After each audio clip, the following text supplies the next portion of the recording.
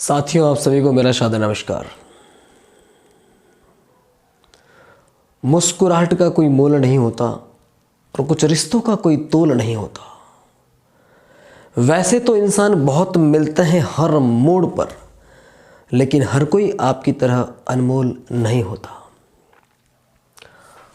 आप सभी को नववर्ष 2022 की आपके भाई, आपके दोस्त, आपके अपने एंकर हरीश मीना हीरो नवोदय की तरफ से ढेर सारी शुभकामनाएं। वर्ष 2022 आपके जीवन में बहुत सारी उपलब्धियों के साथ में, जीवन में हुई हर भूल को आप इस नववर्ष में सुधारें, नए आयाम आप रचें, ऐसी दिली शुभकामनाएं प्रेषित करता हूं। साथ ही आज मैं आप सभी से मुखातिब हूँ, आप सभी के समक्ष हूँ। क्लास 8th के अंदर एक पोएम है, ऐसोप से ले गई एक पार्ट है, एक फैबल है। फैबल उन्हें कहा जाता है जो कि पशु पक्षियों को पात्र मानकर, पात्र बनाकर कविताएं लिखी जाती हैं, और उस काव्य का नाम है, the name of that poem is the ant and the cricket. Ant and the cricket, चींटी और झिंगुर। काव्य को शुरू करने से पहले ही कहा गया है कि क्या आप ऐसे झिंगुर के बारे में जानते हैं जो 2 पांवों का होता है। 4 पांवों के झिंगुर के बारे में तो हमने देखा है, लेकिन क्या 2 पांवों के झिंगुर के बारे में आप जानते हैं? तो इस फेबल के अंदर एक बेहतरीन सा अच्छा सा संदेश मनुष्य के लिए दिया गया है, एक प्राणी के लिए दिया गया है। एक आम मानव को, एक मनुष्य को 2 पांवों के झिंगुर कहकर, उस 4 पांवों के झिंगुर को पात्र मानकर 2 पांवों के झिंगुर को संदेश दिया गया है। क्योंकि झिंगुर नाम का जो प्राणी होता है वो क्या करता है कि हर मौसम में, गर्मी में और बारिश के मौसम में तबीयत से आनंद लेता है, खूब खुश रहता है, वो गुनगुनाता रहता है, गाता रहता है, नाचता रहता है, हर समय का आनंद लेता रहता है।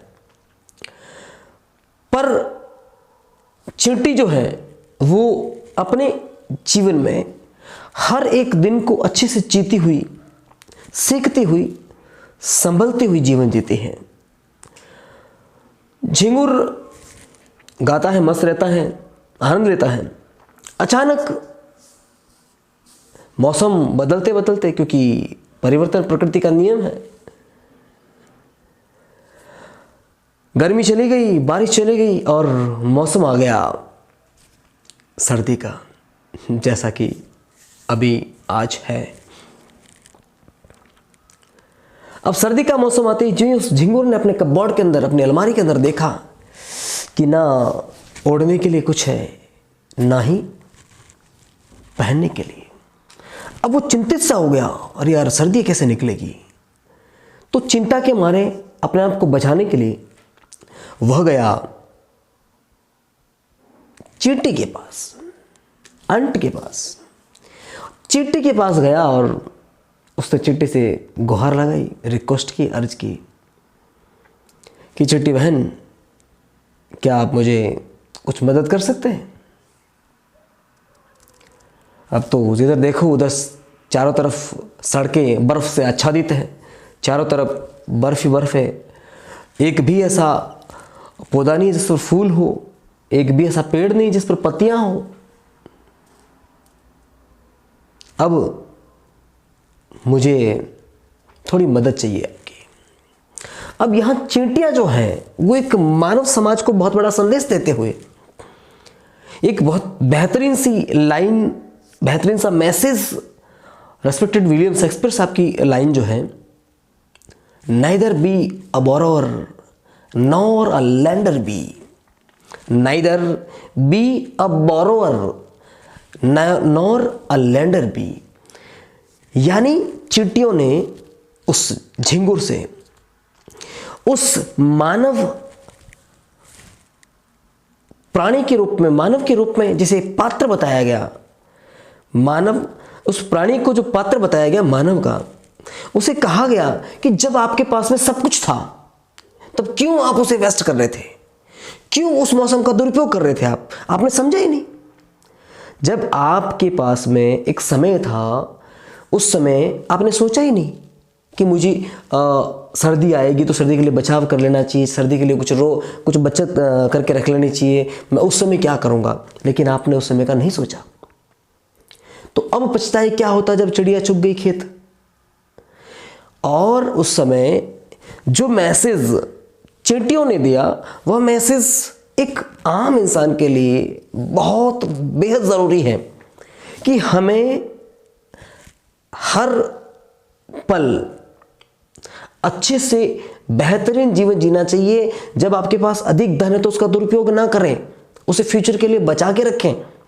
अगर उस झिंगुर ने उस बारिश और गर्मी के मौसम में आनंद नहीं लिया होता, बस गाते खाते रहे और मस्त रहे, ऐसा नहीं किया होता, तो शायद उनके पास में सर्दी में भी खाने पीने के लिए कुछ रहता, बचा सकता वो, अगर वो बेहतरीन तरीके से रहता। लेकिन उसने अपने जीवन को आनंद के साथ में जिया, मजे के साथ में जिया और अव्यवस्थित अपव्यय करते हुए उन्होंने जिया।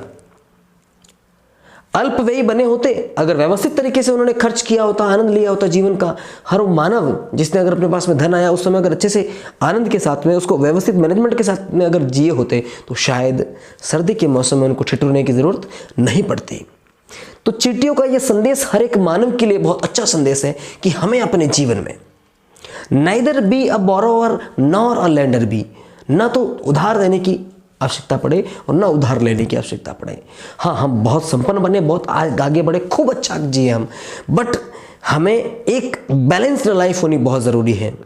एक बहुत अच्छा संदेश मानव मात्र के लिए, प्राणी मात्र के लिए इस कविता के माध्यम से मैं प्रेषित करना चाहूँगा कि हम सभी को जीवन में जब अपने पास में ज़्यादा हर्षोल्लास हो तो उस हर्षोल्लास के अंदर, उस धनाढ्यता के समय हम इतना भी लीन ना हो जाए कि हमें आगे के लिए कुछ पता ही ना हो, हम आगे के लिए कुछ बैलेंस ही नहीं बना पाए।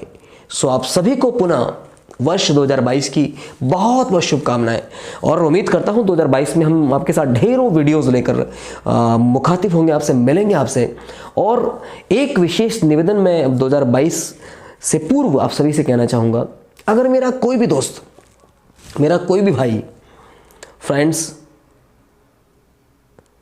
there is more important of in maths of 0 and I will make you a speaker, it's promise of hero।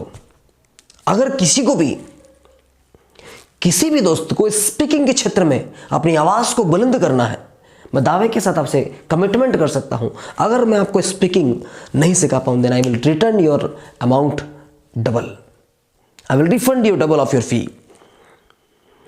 We will discuss it later that what will be the fee, but it's my promise with you that I will pay you double of your amount if I can't teach you how to speak। इस बेहतरीन संदेश के साथ में मेरी आप सभी को पुनः 2022 की बहुत बहुत शुभकामनाएं। और 2022 तीनों का योग जो है वो 6 होता है। मैं चाहूँगा आप अपने जीवन में बहुत सारे 6 लगाएं, बहुत अच्छी अच्छी उपलब्धियां प्राप्त करें। आप सभी को दिल से 2022 की बहुत बहुत शुभकामनाएं। Wish you a very very happy new year. आप सभी बहुत ऊंचाइयों पर पहुँचे, बहुत आगे बढ़े, खूब तरक्की करें। Thank you all. और आप अपने छोटे भाई के साथ प्यार बनाए रखें, आशीर्वाद बनाए रखें। और इसी प्रकार मैं तो ये कहूँगा कि आप अगर मेरे चैनल पर फर्स्ट बार आए हैं, आप सब्सक्राइब करें ना करें डजेंट मैटर, लेकिन मैसेज को जीवन में ज़रूर सब्सक्राइब करें जो मैं आप तक पहुँचाना चाहता हूँ, जो बात आप तक शेयर करना चाहता हूँ उसे अपने दिल में ज़रूर उतारें। ऐसे आप सभी लोगों से मेरी अनुमोदना है, वंदना है, अर्ज है, रिक्वेस्ट है। Thank you all, wish you all the best and we all will rock.